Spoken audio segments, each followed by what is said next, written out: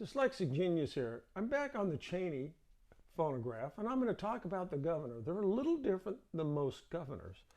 That's because they have this little cutout piece right here, and this is the flywheel side because we have the big wheel here, and they have this cutout piece, and then the piece that locks down onto the governor's shaft is here, so the two of them go together like that.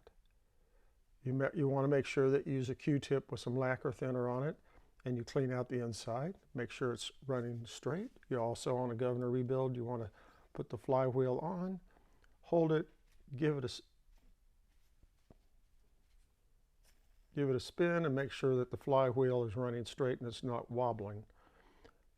So this one here, you'll see here, you have the cutout piece, then we put the end in, and the two go together. And then the flywheel will do this part like that, and it has a stop. When you rebuild it, it's basically the same as every other governor, except for the governor weights. They're like an Edison, and they have the rivet. You want to make sure that the rivet's tight and that the spring is tight. And on a rebuild, you always want to set it on a solid piece of something. And aluminum, concrete, steel. Just give it a little tappy because this little rivet, the top, when you tap it, it flares out over this washer, and that keeps everything together. And you want to make sure that they're in good condition. On a rebuild, you always have the oblong hole and the little hole. It depends on how you want to rebuild it.